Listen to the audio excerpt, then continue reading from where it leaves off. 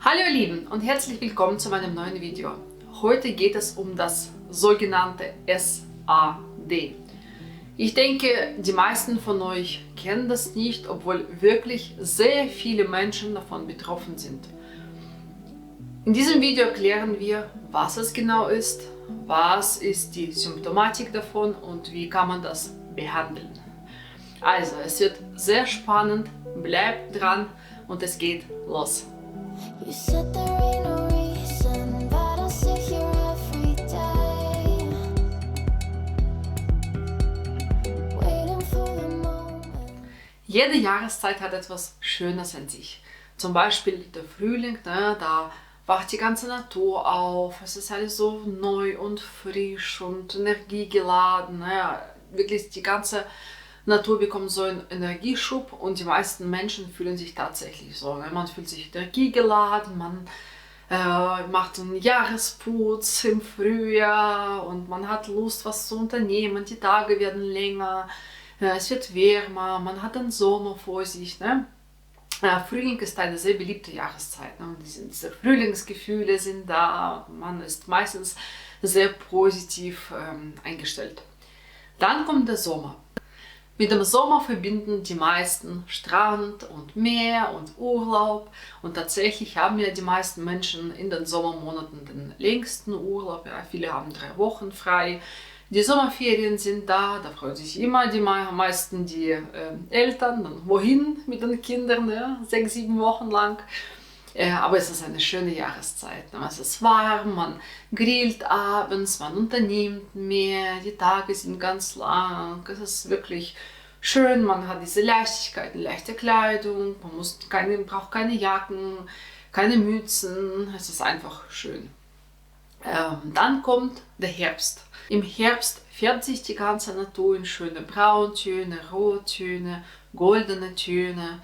Die Blätter liegen auf der Straße und allein dieses Geräusch, wenn man läuft unter den Füßen. Ich finde, der Herbst hat eine ganz besondere Stimmung. Es ist so gemütlich, die Kerzen kehren wieder ein in die Häuser und also ich liebe den Herbst und für mich ist Herbst wahrscheinlich meine liebste Jahreszeit sogar. Ich finde einfach, Herbst hat eine so ganz besondere Stimmung.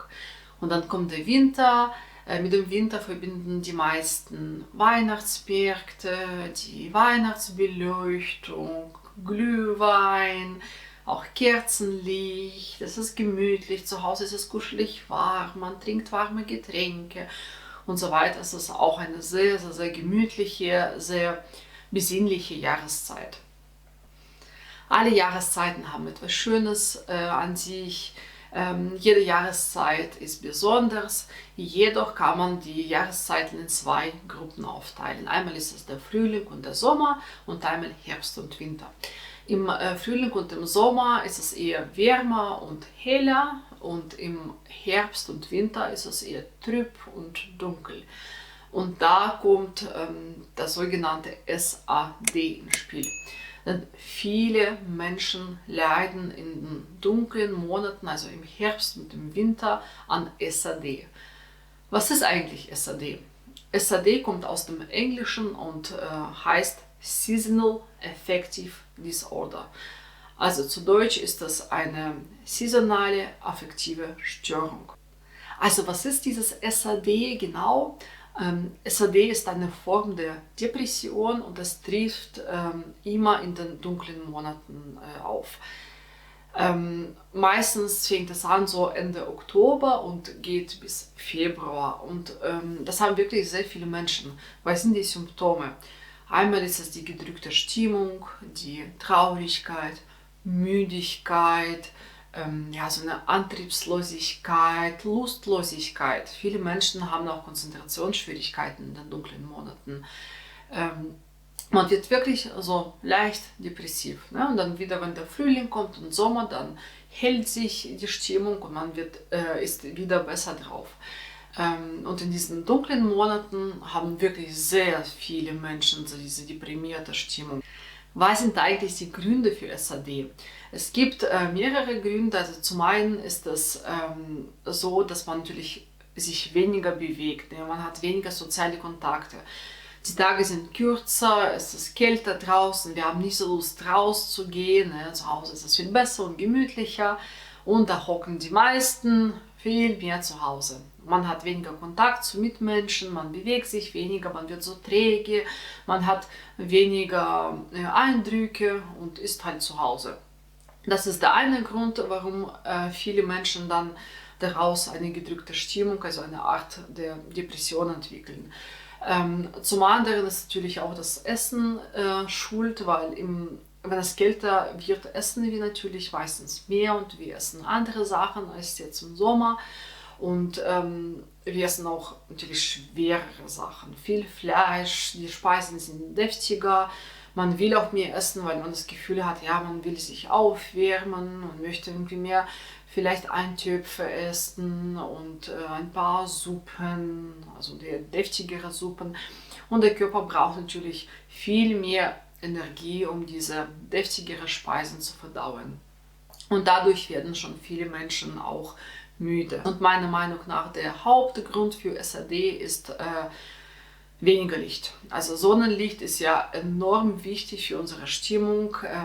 Warum? Wenn wir viel Sonnenlicht haben, dann produziert unser Körper viel Vitamin D. Und Vitamin D ist entscheidend für unsere Stimmung. Ne? Ob wir gut drauf sind, schlecht drauf sind, uns glücklich fühlen oder eher so deprimiert sind, das ist sehr abhängig von dem Vitamin D-Spiegel. Und das ist meiner Meinung nach wirklich der Hauptgrund, vor allem in Deutschland. In Deutschland ist ja schon so jetzt nicht so viel Sonne und vor allem in den Wintermonaten ist es meistens trüb und dunkel. Und eigentlich so gut wie alle Menschen haben im Winter und dann im späten Herbst Vitamin D-Mangel. Genau, das waren jetzt die Gründe. Und SAD trifft nicht alle Menschen, ne? Nicht alle Menschen haben das, aber sehr viele. Also ich merke das jetzt auch in meinem beruflichen Alltag, dass tatsächlich in den Herbstmonaten und den Wintermonaten viele Menschen kommen und sagen, ja, ich bin irgendwie total demotiviert, ich kann mich nicht konzentrieren, ich bin ständig müde. Natürlich auch die Infektanfälligkeit ist vorhanden. Ne? Wir sind mehr krank und das trägt auch nochmal dazu bei, dass man einfach ja erschöpft ist, weil der Körper ja ständig gegen Viren und Bakterien ankämpfen muss und so weiter. Also viele Menschen sind davon betroffen. Was kann man gegen SAD machen? Zum einen kann man natürlich dafür sorgen, dass man künstlich Sonnenlicht erzeugt.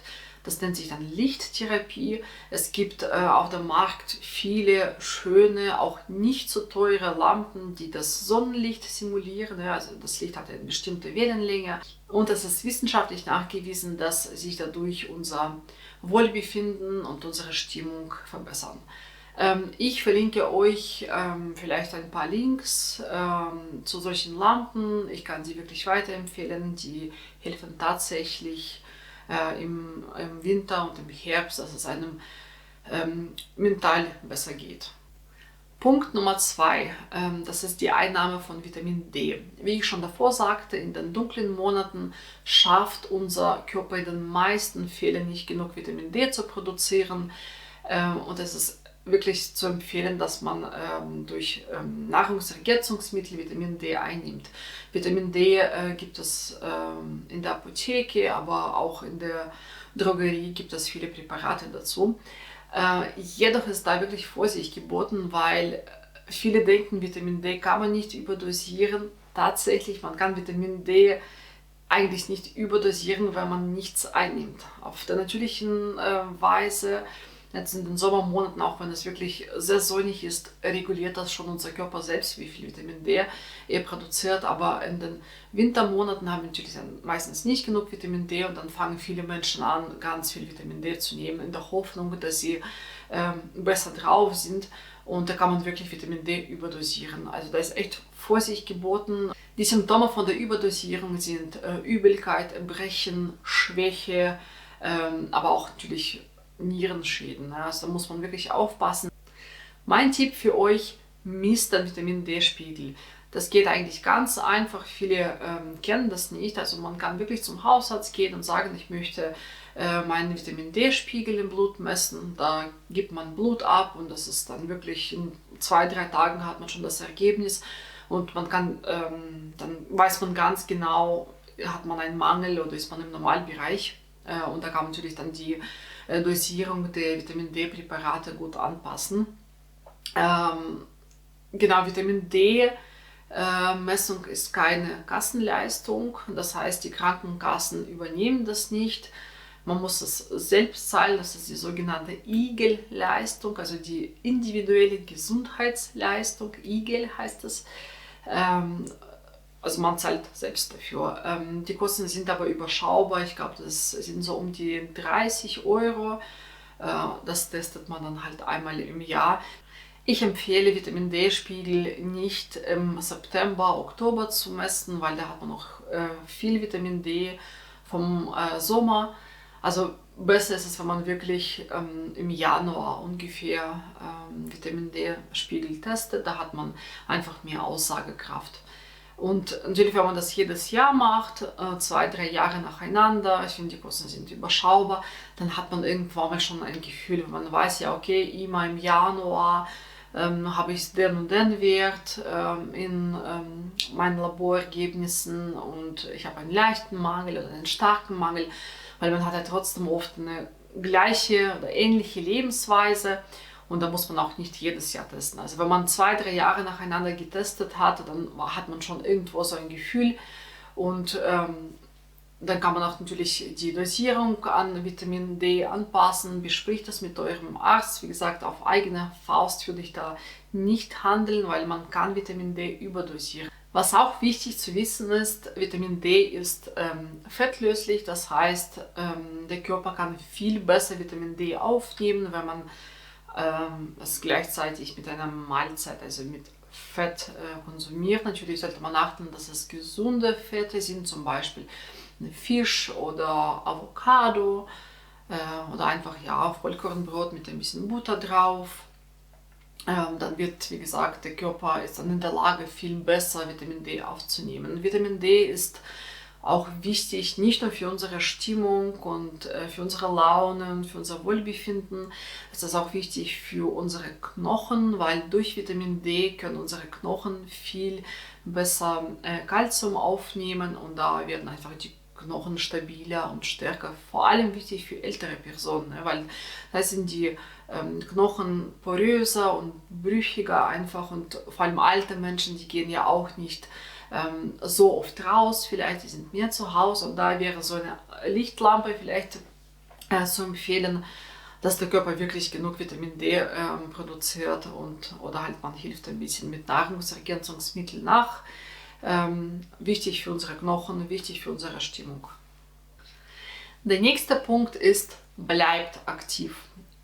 Es ist wirklich wichtig, dass man nicht in den Wintermonaten zu Hause sitzt und gar nicht rausgeht.